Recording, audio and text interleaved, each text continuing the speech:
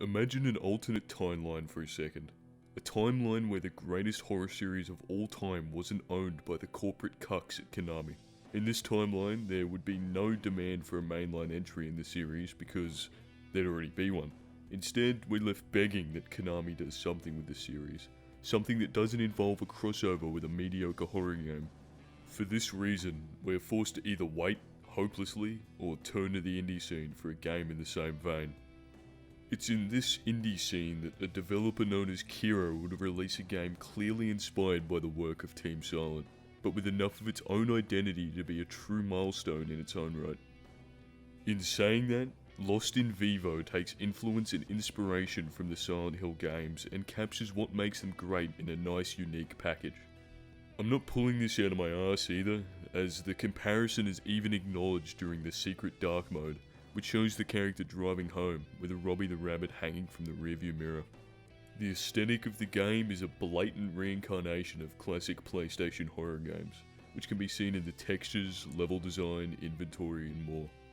However, the game opts for a first-person perspective with a low field of view, which further reinforces the feelings that it evokes as you progress through this nightmarish journey.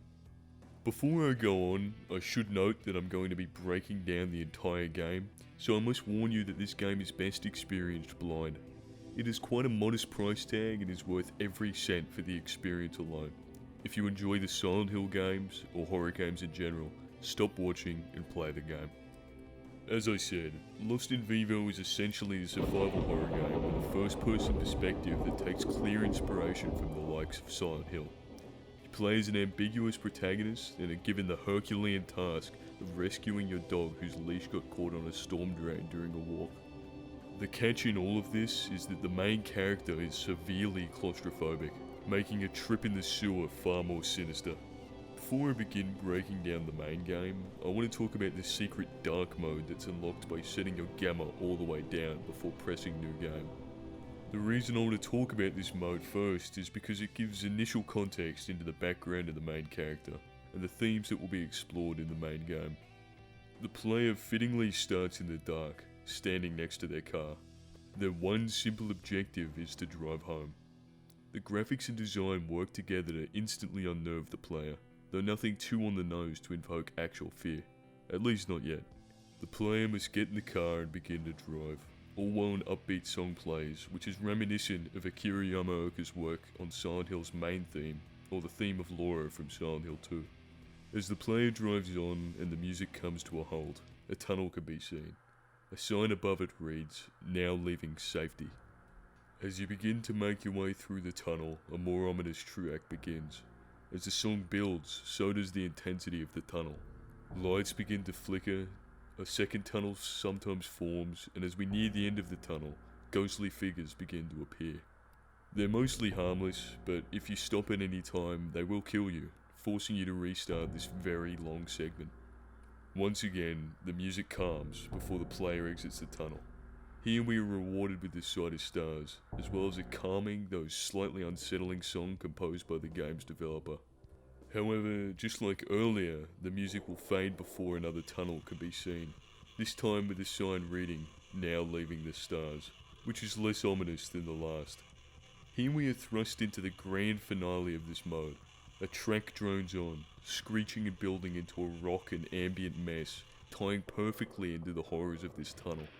The violent music track goes on as strangers appear, which you can knock over with the car. As you progress through the tunnel, more and more of these strangers appear until the car is all but overwhelmed by them, though you continue to plow through.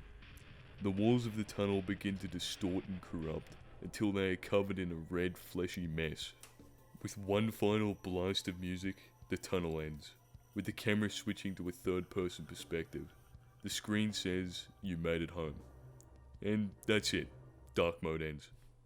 Now, I know that was an odd way to start an analysis, but I find it's a great segue into the main themes of the game and a teaser for some of its high points. With the added context of the main character's claustrophobia, we could begin to speculate if the horrors found in the tunnels were real, or merely a manifestation of the character's own anxiety and fears. See, I don't mean this in a literal sense, like in Silent Hill, but in the sense that these ghostly figures, the strangers, and the corrupted tunnel walls were all a delusion. Merely the character's own perception of their surroundings, which is triggered by the tight space in the tunnels. This is reinforced by the horrors seizing in the period between the tunnels. On top of this, I wanted to point out how Kira uses music to further emphasize the gravity of the situation. A pumped up rock track playing as the protagonist psychs himself up for the drive home. An eerie, distorted track for the first tunnel, representing their growing anxiety. A peaceful though unsettling track to show their relief after the tunnel, though a remaining sense of dread as they know there is another one to come. And finally, a violent mess of a track to emphasize the peak of their fear as hell begins to manifest. Now of course, video games use music in similar ways all the time, but in a horror game, made by a single person, this is done in a way that is all too impressive. Now this mode is usually not found until after the game's completion, though it perfectly paints the picture of what is to come. With that out of the way, we move on to the main game. The game opens with a still, flickering image of a sewer. The screen slowly displays a conversation, a one-sided one at that. The text on the left asks how what we assume to be the protagonist is feeling, to which he receives no reply. This is followed by a question asking if the sessions are still helping, where once again there is no response. Finally, the voice on the left proposes the use of something more direct, this being something called Vivo exposure therapy. Now, I'm going to assume that this voice is the character's therapist, which will tie in with a lot of the themes I'm going to discuss. Let it be known that everything I'm going to discuss is subjective and is in fact my own interpretation, but I'm sure there's no one even watching this video, let alone calling me out on my lore misconceptions. Anyway, Vivo exposure therapy, sometimes called flooding, is actually real and is a type of cognitive behavior therapy. Now, I'm no psychologist, but a quick Google search shows that this is used to treat certain anxiety disorders, specifically those tied to an identifiable trigger. The way it works is simple. A therapist will gradually subject the patient to what triggers their anxiety, gradually making them face their fears in a natural manner. You know that old Jordan Peterson explanation on getting patients who are scared of elevators to get in an elevator? Pretty much that. In the case of Lost in Vivo, the main protagonist is claustrophobic, among other things. They would be forced to work their way into tight spaces. Vivo exposure therapy is notably intense, and patients typically find it hard to endure, as they are faced directly with the very thing that gives them this anxiety. If this was me, I'd be forced to speak to women or look my dad in the eyes. Now I'm not going to blow my load early and suggest that the entire events of the game are merely a means of therapy, however I will like to highlight the possibility as soon as possible. With that in mind, the game itself begins with the protagonist walking their dog along an empty path. A storm abruptly begins to form, causing a flood. Like I said earlier, Vivo exposure therapy is also known as flooding, which is symbolically fitting. As the rain intensifies, the dog's leash is broken on a storm drain, with the camera cutting to the dog almost comedically getting washed down the drain. But look at how sad he looks. Anyway, unlike any normal human being, the player decides to make their way into the sewers, where the real game begins. You must first navigate through a maze of sewers, which are relatively open spaces with walls branded by graffiti. You can whistle, which is met with the sound of your dog helplessly barking. The fat fuck won't come to you, however it does lead you in the right direction. As the sewer shifts to wood and cement, a radio can be found shifting between a droning noise and a soft beat of real music. Proceeding onward, we can find our first excuse for a weapon, which takes the form of a sledgehammer. It's needed to break wooden barricades blocking the way. From here, the sewers expand, eventually leading to what is known as the Hobo's Lair. The area is broken up into several rooms and hallways. The first room is home to a smashed TV, with a disgusting heap of flesh covered in maggots taking the place of a screen. He's watching Friends. A note can be found, written by the hobo himself, who explains that he was sick of modern TV, so he used food and rancid meat to attract critters, which were somehow more entertaining. In another room, a note reads, "My eyes are useless. All they do is sting and show me stuff that can't be real. If that rancid thing wants them, then I say let it have them." Now, the removal of eyes will play a greater role later in the game, but for now, we are met with the game's first enemy. After reaching a dead end, the player can look around and find a hallway that was not there before, seemingly appearing out of thin air. After proceeding, graffiti of an eyeless man can be found, and I swear to God I all but shit my pants when the hobo appeared behind me. This scare can be seen in the footage, but was only so effective by the slow build-up behind it. The game uses its jump scares sparingly, as most enemies telegraph their presence with the blaring of static, though this one came abruptly after almost 10 minutes of creeping through the sewers. The build-up was done through the notes, the flickering lights, the ominous ambience, and finally, a spray painting of a man who appears from the dark. After bludgeoning this helpless, eyeless hobo with the hammer, you can proceed on before finding a four-legged companion. And that's it. Lost in Vivo, thanks for watching. Yeah, nah. Of course, he gets dragged away by an invisible force. We follow him as the true nature of the game begins to take form. Another eerie track begins as you traverse the sewers. Metal grates and fences start to appear on the walls of the sewer, with more rancid meat and maggots being found on the ground. We eventually reach a smaller tunnel, with graffiti branded on the right, "Abandon all hope, ye who enter." Now, if you were well read, you would know that this is a reference to Dante's Inferno, with the gates of hell reading the exact same phrase.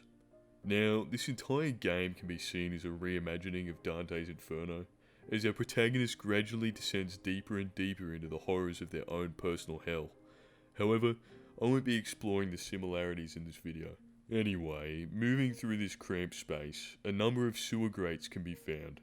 You'll feel obligated to look through each of these before finally a crawling monster can be found growling at you with glowing red eyes. Unless you beeline your way out of there like I did, it will catch up to you. After finally escaping the cramped space, we are met with a rusted hole in the ground surrounded by candles. Here begin the horrors. Dropping down, we find ourselves in a maze of cramped, rusted pipes. The environment begins to transform and distort in nightmarish fashion, reminiscent of the other world from Silent Hill 1 and 3. We can find cages full of screaming creatures, each with lit candles out the front. I want to question how they are lit, but I won't, considering there are literal monsters right behind them. None of these monsters will attack, and each take different forms. However, the last of these cages is broken, and the candles are out. We can assume that this was the doing of the monster we encountered earlier in the sewer. Further through this rusted labyrinth, we reach a fence with two things of note. Firstly, a Ruger pistol that we can claim as our own. And second, an eye removed from the socket that is clever foreshadowing to a later area. The pistol is relatively strong, though it has a tendency to jam due to its damaged nature. Near the end of the tunnel, a light can be seen. Below it, our dog. However, before we can get our hands on him, we cut away. Coming to, we find ourselves in a candle-lit save station. A calming melody plays as we stand in front of the statue of an angel. A red orb floats before us, which is used to save when we interact with it. The screen goes red when we do so, just like that game I've mentioned about 15 times now. I wonder if it's a reference. Upon leaving the saver room, we find ourselves in a normal looking tunnel. Upon inspection, we see a hole that looks remarkably similar to the first hole we dropped down in our quest to bring back our dog. This is the first instance where we have proof to support the idea that the events that transpired may simply be a manifestation of our own fear and anxiety. The rust, the hobo, the monsters, were these all just in our head? Is this Vivo exposure therapy? Was it a dream, or were they all real? These are questions that are all further explored as the game progresses. Coming to, you continue to a new area, the metro. The train station features a working escalator which leads to a train. The train drives off, though through the window, a figure can be seen standing next to your dog. The figure has sickly grey skin, dressed in angelic robes and has glowing yellow eyes. The wiki states that its name is Virgil, an angelic figure whose name is another reference to Dante's Inferno. This figure may be guiding the protagonist through these metaphorical layers of hell. When the train is gone, we find a key on a bench, which unlocks the train office up the stairs. In here, we use a terminal to open the station, which summons a new train from thin air. Hopping aboard the train, we can make our way to the front, where the front cabin is blocked and we're unable to see inside. This raises the question of who is driving the train, if anyone. The train ride comes to a halt when the ghostly scream of a woman is heard, followed by a collision. From here, we continue on foot. Reaching the next platform, we find the first of 4 lost tapes, which are essentially little segments where we play as someone else in their own nightmarish journey. I won't be going over them in this video as I have them planned for something else. Passing the tape, we reach the first of 4 sub-areas in the metro. An office room holds a map we can pick up, which operates similar to the maps in the early Silent Hill games, covering only this area. We also find a main breaker and a key, with a note stating that we need to reset 3 more breakers before activating this one, opening the station once more. Leaving the office and going to the upper section of the metro, we are met with 3 branches.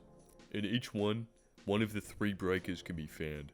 Walking in, everything appears somewhat normal, unnerving though the lights are on and there are no enemies in sight. Reaching a breaker and turning it off causes all the lights to shut off, and a hellish track floods in abruptly, all before the ghost girls start to spawn. Her appearance is ugly and disfigured, with 2 tubes protruding from her stomach. She is notably sickly and thin, which will make more sense soon.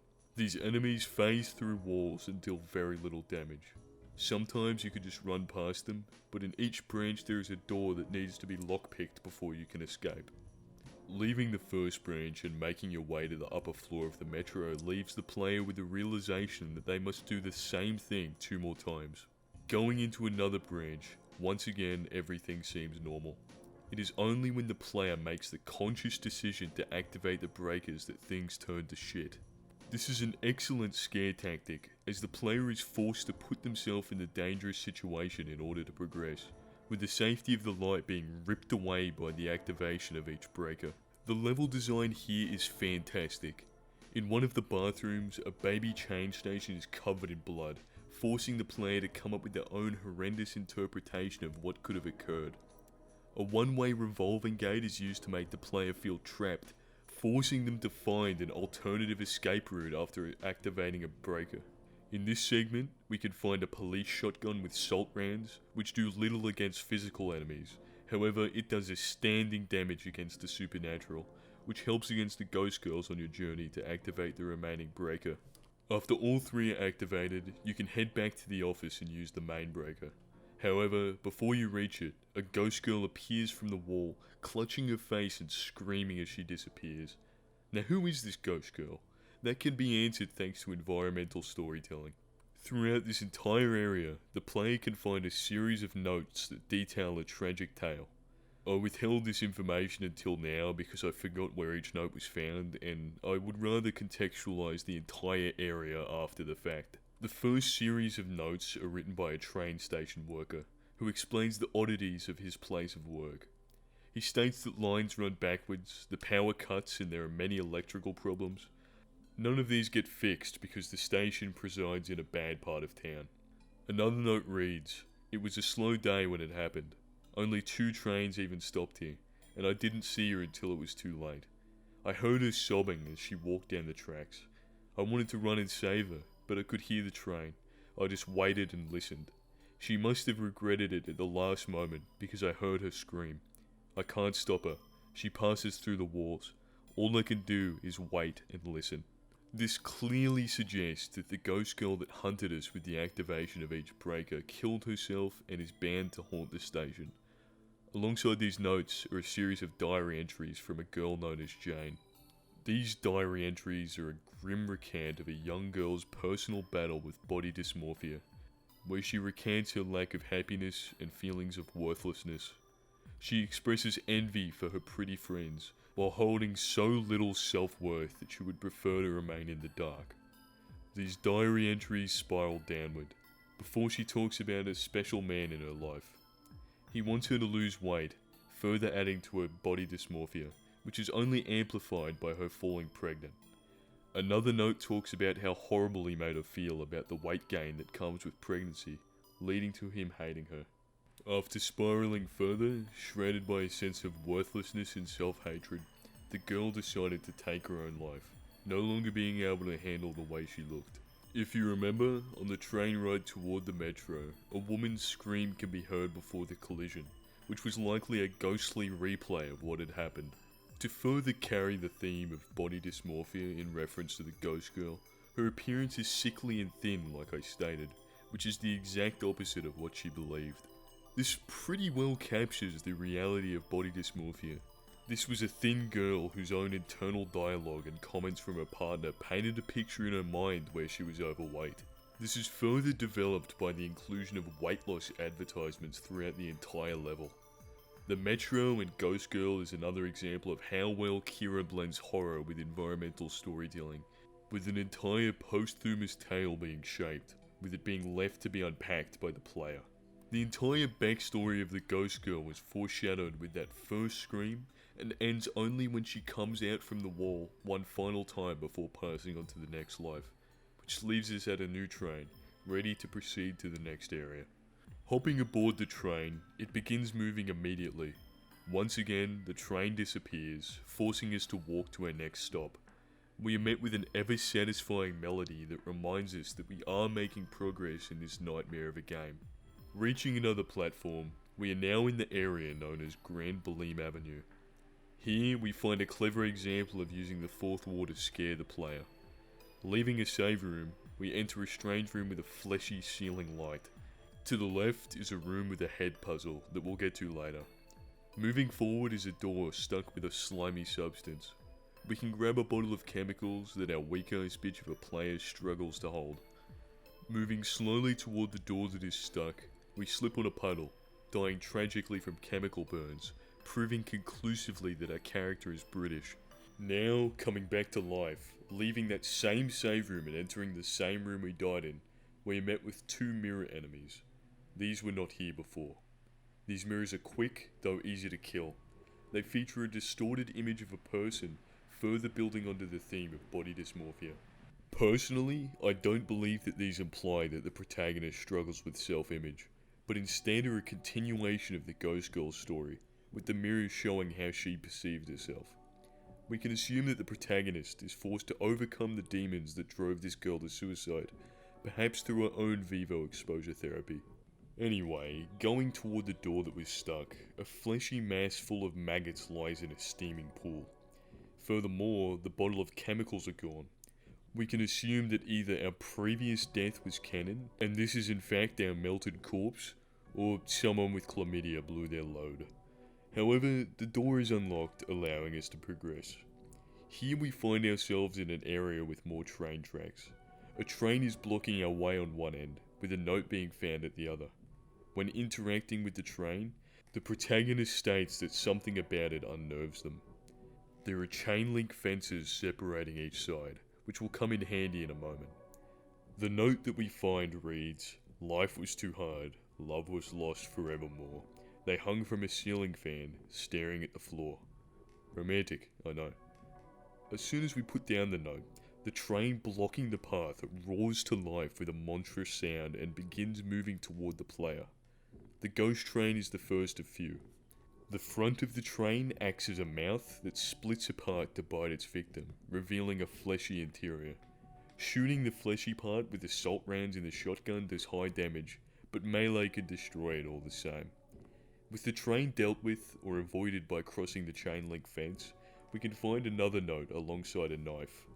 This knife is the fastest melee weapon, and I'm near certain that it is an exact replica of the knife found by Harry Mason in Silent Hill 1. Along with the knife, we find another poem, this time reading, "Life was too harsh, and a bridge was close by. They sank in the water, gaping for the sky." After finding this note, we can head back to the room from earlier. The head puzzle I mentioned earlier is our destination.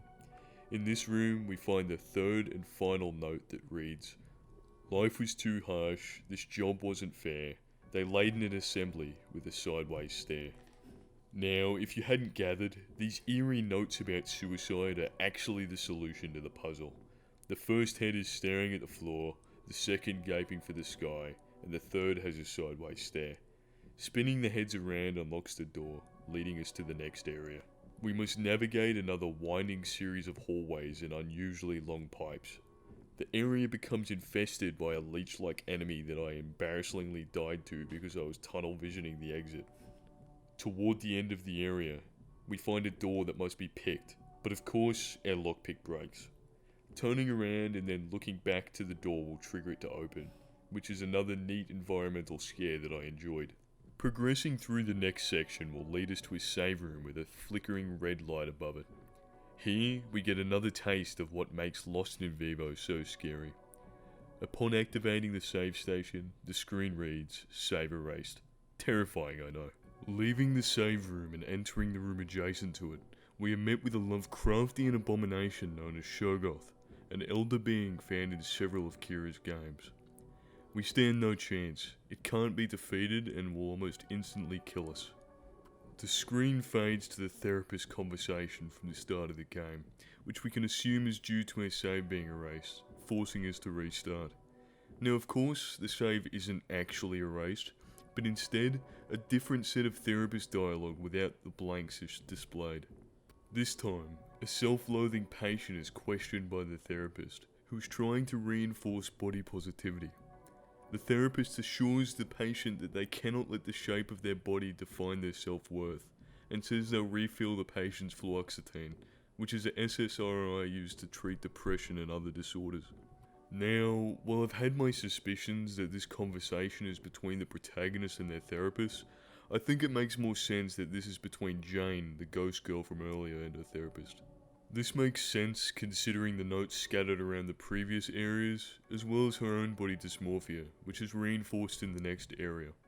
While I think there is a lot of merit in the idea that the protagonist suffers from similar issues, and could even be responsible for the notes, I find it to be more realistic that they are merely seeing the aftermath of Jane the Ghost Girl's own Vivo exposure therapy. Anyway, after the therapy dialogue, we are back in the save room that supposedly erased our save. Entering the room where we died previously, there are no eldritch horrors to be seen, at least not yet. Instead, we find what is known as the bulimic puzzle, the finale to the Grand Bulim Avenue. It's all starting to tie together. The puzzle is broken into several sections, with each having two outcomes, good and bad. When the player successfully completes one section, they pass through a room with items. When the player fucks up a section, they pass through a room with enemies. You must constantly pass through this looping hallway, which is even reminiscent of good old PT. Each time you reach the starting room, you are serenaded by this badass track screaming with PS1 nostalgia. Now, what is this puzzle, you might ask? It's simple. Overcome bulimia. The first section has two doors, a non-hostile mirror and some paintings. One painting of a distorted face, one of a normal face. If you go through the left door with the distorted painting, you loop back to the room safely. Now, on the other side, the normal face has begun to turn all Picasso. So you must go back through the left door. Looping back again, the normal face is even more distorted, and the distorted picture formed a photo of a woman. I believe that this woman is Jane. My interpretation of this section is that you overcome the warped perception of what you think you look like, and crush the idealized version of what you think you should look like. The next section is a little more on the nose. You see a pedestal with an apple, a toilet on the left, a mirror, and a door on the right. You can eat the apple, causing iron bars to block off the exit, which will only disappear when you vomit in the toilet. This is what's known as purging, which a bulimic will do after overeating, which creates a vicious cycle. The only way to proceed properly is to eat the apple and walk through the bars without throwing up. This is likely because the bars were put there by our mind in response to our own guilt, assuming we're reliving parts of Jane's Vivo exposure therapy. You need to complete this section 3 times to progress, which will transform the room from a disgusting mess to a clean, calm space. The third and final section is simply a room with a deformed baby, crying on a changing station. Now, what happens next has no consequence in the story, but you can choose to leave without it, take the baby, or use any one of your weapons to murder the baby in cold blood. An earlier note from Jane detailed that she thought she might be pregnant, which likely relates to this section, and a decision to abort the child, put it up for adoption, or take it and care for it herself. Now, what happens if you complete the puzzle incorrectly? Well, depending on how many times you do so, you'll be greeted with enemies instead of items. These enemies will start as leeches, before progressing to mirrors, before finally, you face off once again against Shogoth from earlier. The bulimic puzzle, as a whole, is a great example of Lost in Vivo intertwining symbolism with its gameplay to further tell its story. I believe that the segment may be a way for the player to face Jane's demons on her behalf, as she killed herself before she could do so. The first section clearly depicts her struggles with self-image and unrealistic beauty standards, which we overcome by walking through a hallway a couple times. See, it's not that hard. The second section tackled her bulimia directly, forcing you to overcome it in order to progress. Once again, while it's possible that the player character suffers from such issues, I do think that they are more likely to be exclusive to Jane the Ghost Girl. After murdering the baby, or one of the less cool options, we're teleported back to a train track. A train bolts toward us, though right before it can run us down, Jane the Ghost Girl stops it, causing both to disappear. This can be seen as a final thank you because we overcame her troubles for her. From here, we find a piece of our dog's leash before reaching the next area, the mines. The mines serve as a sort of filler area before the game's climaxes, though they are by no means short of scares or significance. The objective of the area is to navigate a series of twisting tunnels in an effort to find 3 emblems, which are reminiscent of puzzle pieces from old Resident Evil games. However, there is one great twist. Approaching a room in the mines, we can see a long-lost dog, providing a temporary feeling of relief. But this feeling flees immediately, as our dog emerges from the shadows before splitting apart into a monstrous mass of Danny's body parts. This creature, known as the Mimic, will stalk us throughout our journey to find these emblems, with its appearance and function reminding me of John Carpenter's The Thing. This Mimic continues to mock and attack the protagonist throughout the entire section, all while they shuffle through these tight tunnels in search for the various shaped emblems. Throughout your search, you can find a series of notes, whose author is known as the Paranoid Man. He rambles about something crawling around the mines and insists that there's monsters above ground and down in the mines. He says that he told everyone, but no one listens to him. He can't trust anyone because they're serving these monsters. This helps to encapsulate just what the mines section is about. You might think that such a section involving tight, winding tunnels would further build on the game's themes of claustrophobia, but nah. This section in the game is focused primarily on paranoia, specifically being paranoid about those around you betraying you.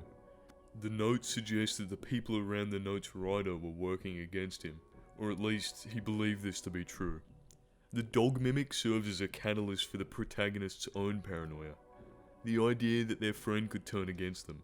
This fear is embodied in the dog, the same dog that we are in search of, turning out to be a nightmarish abomination all along. Now of course, this mimic is not actually our four-legged friend, but instead a monster who has taken its form in order to fuck with the protagonist's head. It cannot be killed, however, after attacking it, it will be dragged off screen, giving you a break from its attacks. Anyway, after finding the 3 emblems, we can proceed onward, climbing a ladder. However, in one final effort, the mimic chases you up the ladder, screeching like a sped woman in labour, disappearing only when you reach the top. After this, for a split second, a figure can be seen in the light. If you blink, you'll miss it. Ignoring this for now, we can proceed onward, using the 3 emblems to progress to the next area, the Nezuming testing facility. This area is arguably the most haunting of the bunch, being broken into 2 sections, the first of which is the research area. Upon entering, the first thing you'll likely notice is the transition from filthy mines and sewers to this mostly clean, whitewashed environment. The next thing you'll notice is the presence of these giant rat-like humanoids who skulk around on all fours. Their terrifying design is unexplainable until you find notes littered around that provide insight. These notes start in the very first part of the research facility and gradually build in intensity of the subject matter. Now, there are 2 sets of notes, one from Dr. Brundle and one from Dr. Piccinini, or however the fuck that's pronounced. For now, I will only be covering the former. Anyway, in the first note, Brundle speaks of rapid scientific progress, which involves the use of rats in an experimentation. However, a chilling line reads, "Today, we had one of the smaller rodents continue to move for almost 2 hours after all of its blood had been drained and replaced." Like I said, these notes build with intensity, but this is one hell of a way to set the scene for the entire area. The next note, which will make more sense soon, alludes to a pet project that Dr. Piccinini was working on in one of the off-limit rooms. He assured Brundle that his work was of great importance. With the next note, things begin to escalate. Brundle says that he's beginning to question the ethics of his fellow scientists, and even questions if what they're doing even qualifies as science anymore. He fears that they're creating something sinister, which is amplified with each breakthrough. In the next notes, the lab begins to have its downfall. The next reads, "We've done it. I have to get out of here as soon as I can. These are not creations that should exist. I don't know if we screwed something up along the way, or this was the only possible outcome." Not only does this evoke a sense of urgency for the tragic tale of Dr. Brundle, but it also alludes to the rodent monsters that are patrolling the Nezumi testing facility in the present. Following this, he states that he can't escape, because the halls are swamped with these creatures. He claims that they are worshipping Piccinini's pet, swarming around it just like the rats. The next note documents Piccinini's spiral, claiming he's gone insane. Brundle knocked him out before trying to escape, though he couldn't because of the flooded tunnels. Following this, in the conclusion of his story, he foreshadows that Piccinini's pet is in the warehouse, and that it won't move when he looks at it, though it will reappear closer when he looks away. The most harrowing detail among all of this is the fact that the co-workers, Brundle's fellow scientists, had begun to devolve and gradually transform into rats, which explains the abominations roaming the lab. This final note serves as a direct message to the player, and even a tutorial on how to surpass this creature in the next area. Now, I bet you're wondering why I just covered all of the main notes in this area before even covering the actual area, but I just wanted to highlight just how clever the use of environmental storytelling is in this instance, adding greater depth and horror to the entire testing facility. Not only do we now know the events that caused the laboratory to fall, but we now know that we're stuck in the area with the abomination that caused such a fall. The player must now pass or kill the very creatures that Dr. Brundle was so afraid of. Not only this, but we have some idea of a greater threat that is to come in the following area. Interweave between these notes are an alternative take on the experimentation, which is embodied in the notes of Dr. Piccinini himself. I know I said I'd cover these later, but I find it fitting that they follow the foreshadowing done in Dr. Brundle's final note. In Piccinini's personal accounts, he speaks of a dark creature living within his dreams, that it eats rats and silences the screaming. He vows to begin his true work, giving birth to his saviour so that it may silence everything. This of course isn't about the rats, but about his pet project in the warehouse. Another note mirrors the note of Brundle, which detailed the showcase of the pet. However, from Piccinini's account, he dubs the creature Satiris and states that it will not move when the camera is on. What's more chilling is that it changes forms in between moments where he is being looked at. Finally, he states that his saviour is growing. Piccinini stole rats from the lab and left them with Satiris, with him eating them when he turned his back. This adds a greater sense of fear for what is to come, as this pet project of his will be the major threat of the area. These notes complement the actual physical area that is the Nezumi testing facility, which I will now go over. This research area is littered with these rat men, who are the strongest minor enemies yet due to their damage and abundance. While navigating these labs, our primary objective is to use a retinal scanner to proceed to the next area. However, we need to find the correct eye for the job. Investigating each lab, we eventually find a doll head in one of the rat freezers. This must be combined with a vice in another room. This room has many open, rusted cages, suggesting that the rats escaped, or were released. Anyway, crushing the doll head will reveal a picklock set hidden within. However, With each twist of the vice, the player's vision begins to crack. This fades, but it's a nice touch. Having received the picklock set, the lights in the lab fade, and the halls will now be filled with a stronger version of the Ratmen. They do more damage and now have these black, wicked eyes. Killing or running past these woke Ratmen, we use the picklock set on the door to Dr. Brundle's office, where we find something peculiar. The body of Dr. Piccinini surrounded by rats, though he is missing both of his eyes. Examining him reads the text, "His eyes have been eaten." This likely occurred after Brundle knocked him unconscious, though with the fall of the lab, the rats took his life. After examining the body and the nearby note, a Unity engine debug will appear in the lower left of the screen. This line of script grows after you try to examine the body again, which leads you to picking up the corpse. It can be examined in the inventory with another debug message. Moving onward, ignoring the clever fourth wall breaking, we can make our way to the retinal scanner with the corpse in tow. The door flashes randomly in our vision every now and then, and when we finally reach it, it's been opened already. In here, many deformed rat corpses can be found, with another rusty environment. Some of these rats were alive, skulking away, though they are all missing their eyes. The past areas have been building plenty of tension, and right when it's at its peak, Danny jump scares us from behind. This time, the real Danny. This is short-lived because we open a door, unleashing the flooded rat tunnels foreshadowed in a note, washing our friend away once more. Without ever catching a break, we must continue on to the next area, the dreaded warehouse. We travel through some dark tunnels before our torch turns off and we hear a distorted grunting. The door manifests when the lights turn back on, leading back to a separate section of the lab. A locked door awaits, and a picklock set is not far away. However, when we try to pick it up, our inventory is full, causing another Unity debug error before the body drops in front of us. Using the picklock set after this leads to a dead end. Leaving this room, we find that the corpse has come back to life, and leads us around the corner. He disappears, though when we make it around, a save station and a new door can be found instead of the tunnel from earlier.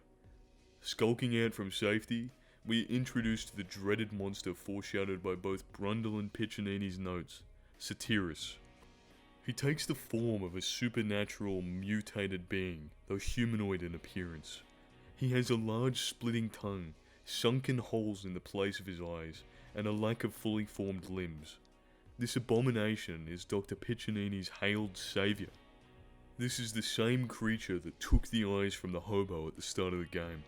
The same creature that flashed for an instant in the mines. The same creature that caused this entire laboratory to collapse and be evacuated. Satiris has been built up as such a grand threat, but this game's easy. Not that it should take away from the significance or threat of the monster, but if you're familiar with the OG SCP Containment Breach game, this little guy isn't hard to counter. However, he can't be killed, so for the entirety of this warehouse segment, you must abide by his rules. He is harmless so long as you are staring directly at him, though the level is designed so masterfully that in order to complete the area, you need to turn around.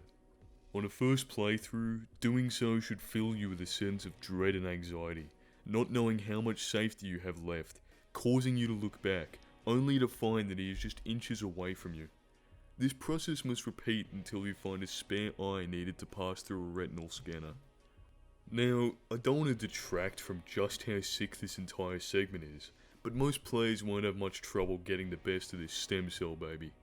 However, if he does kill you, which he will do in a single hit, you will be greeted with an animation instead of a game over screen.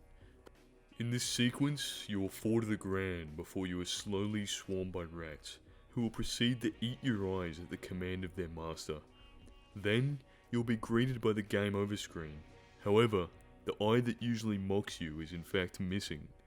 This is a nice touch, which is further proof that it's the little things that make this such an unforgettable experience. Now, as for the area itself, the warehouse is broken into two parts. The first being full of numerous crates and containers, while the second is filled with hanging bags of what looks to be bodies. In this second room, we can find a pile of meat, that when interacted with will be revealed to be the home of the left eye that we are looking for. Now, to increase the challenge, the crates behind us will be shifted throughout the room while Satiris grows closer, forcing the player to find an alternate route to the retinal scanner. Now, if you're a coward like me and use a save room after getting the left eye, a scuffed cutscene will play out when you exit it, with Satiris brandishing the left eye in his own socket. I had to check my inventory to make sure I still had it before proceeding to the retinal scanner. Upon doing so, we can proceed to the next and final area, the elevator. As soon as we enter the elevator and press the button, a huge rusted door shuts, and we spiral up. While we didn't find Danny, we are still celebrated by the rolling credits, which I'm going to let play out for you.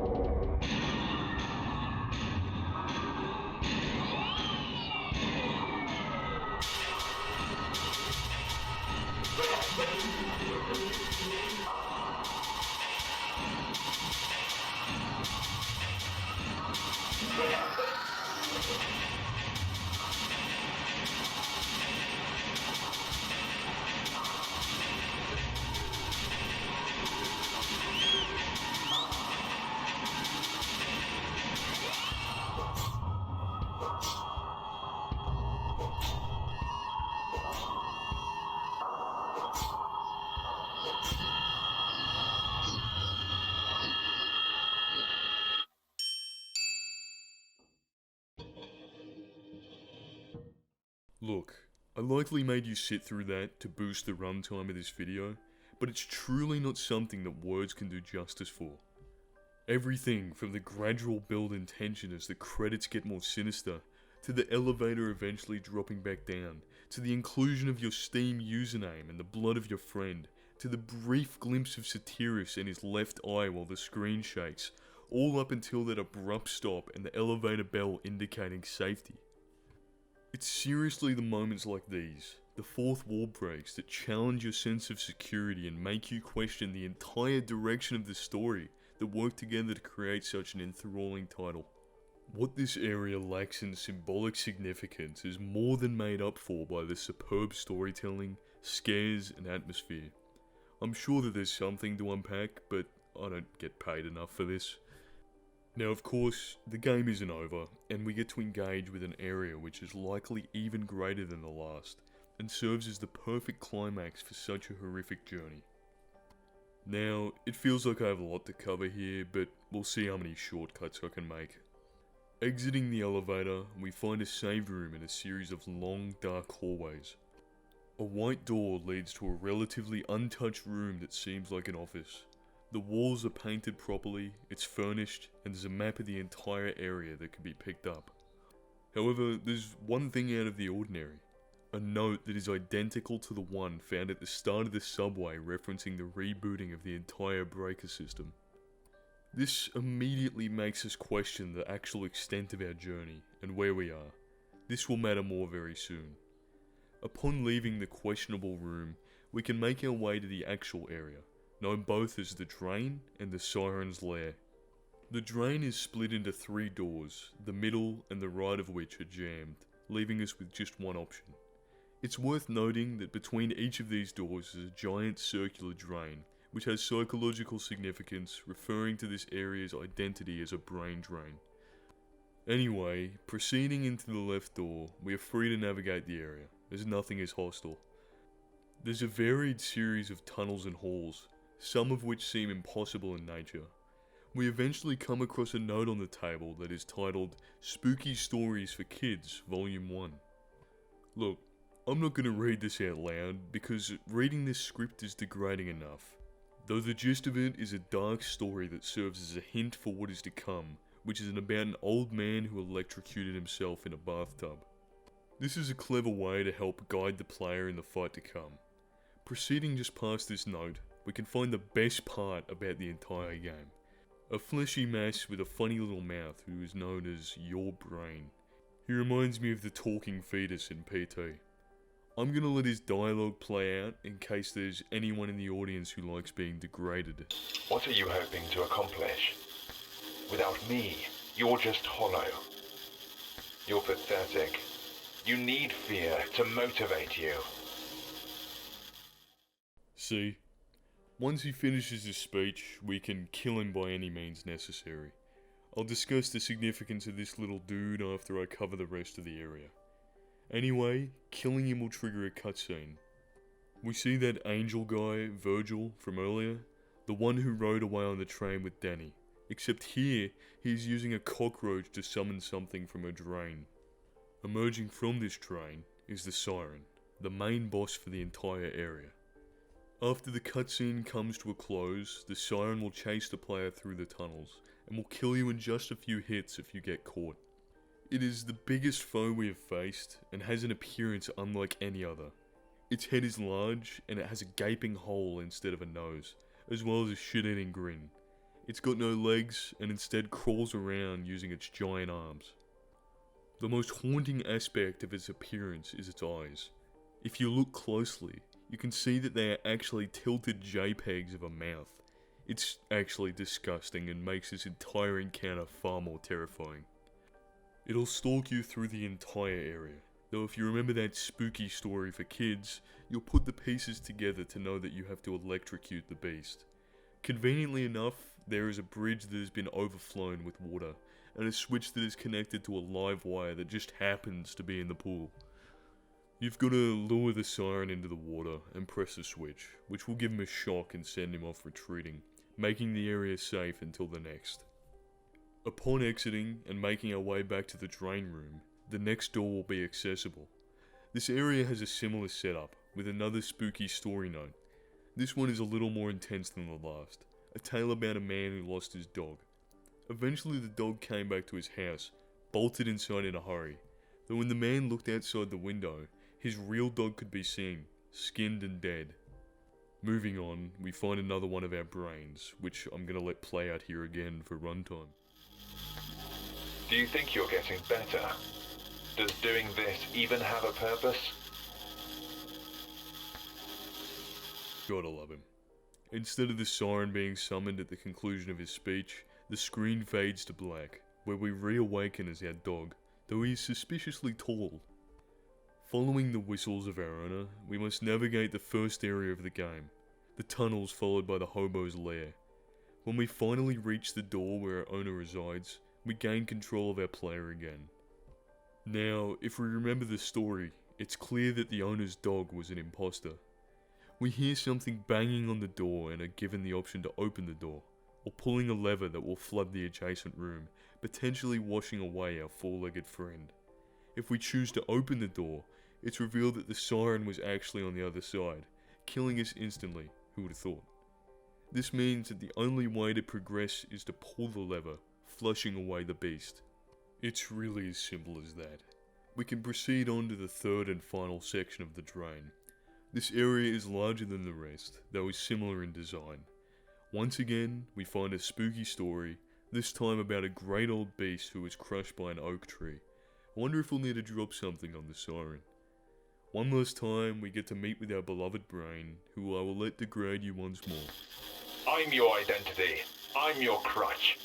You used to cling to me like a parasite. I know you better than anyone, and I know you're weak. You'll come right back.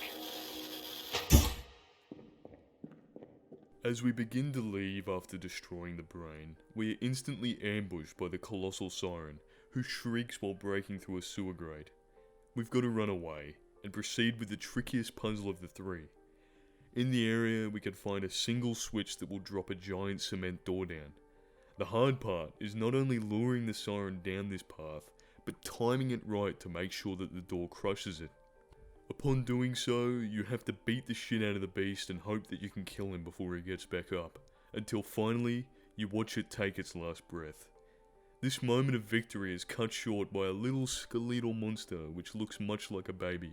He crawls out of the eye of the Siren, though he's actually harmless. Its monstrous wailing can be cut short by a shotgun shell to the brain, or you can simply leave without killing him, which won't affect the story in any way. Now, there is one last thing I want to highlight before moving on, but I'm not going to spoil exactly what it is. Just remember that in this area, a door can be found, and if you stand at this door for a couple of minutes, it'll open, revealing a message that's going to make my final analysis much easier to piece together. With that in mind, we can return to the center drain and proceed on to the final stretch. After saving in a safe room, we move to the next segment, which is a recreation of the game's first area. The winding tunnels and the occasional rooms are so similar to that of the first area, though far more warped and nightmarish in appearance. For this last part, I haven't got much to say. It serves mostly as a home stretch, and a transition from the Siren's lair to the game's endings. Throughout it, we are faced with these spinning suicide bombers, who are easier to handle than one might think, and the uninspired giant cockroaches that really had no place being here. The most interesting part, in my opinion, is a door that can be found that leads to the Siren's lair. When interacted with, a message appears reading, "Did you lock the door?" Answering no has no consequence. However, answering yes will trigger a glass shattering noise behind you, as if something jumped through the window. Just another cool little scare I thought I should mention. As the game and the area come to a close, we continue down a rusted tunnel as the screen fades. When it comes back, we are in a much cleaner sewer with no sign of rust or monsters anywhere. This sewer exit is where the majority of the game's endings will take place. While I have no interest in talking about each of the endings in detail, I will highlight this one, as it's likely the true one and is necessary for the final analysis. In this good ending, the sewer exit looks just like the sewer entrance from the start of the game. Having been through hell and back, we climb out of the hole as we see daylight. On the outside, miraculously, our dog can be found safe and free of harm. We walk away with our friend as a splash screen fades in. Several tapes and the picture of our dog occupy the background, while some text reads, "You escape the confines of the sewer and reunite with your dog.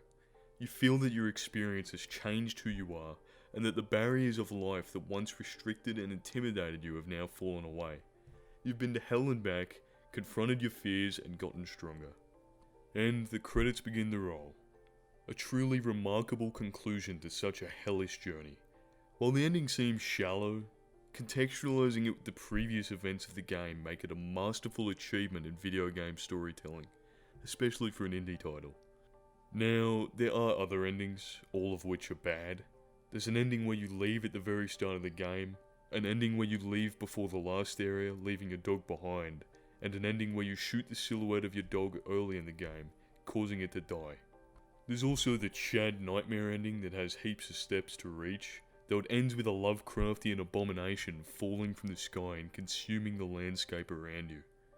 While these endings are all pretty badass in their own right, I feel as if it's only necessary to reference the true good ending in order to paint a picture of the game's significance.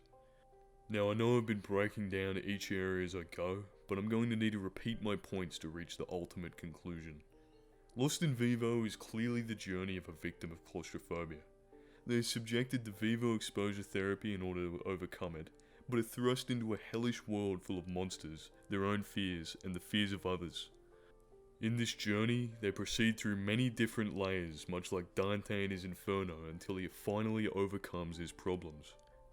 Remember that door I spoke of earlier? Behind it, a passage reads, "A girl was lost from self-image and doubt. A boy was lost with paranoia in his hideout. Another soul watched them and lost as well. They followed down to the seventh hell. In the second ring, they fought their own fear, in the guise of finding their pet most dear." This perfectly encapsulates the nature of the story, and helps filter out most of the shitty theories and conclusions that a player may come to along this journey.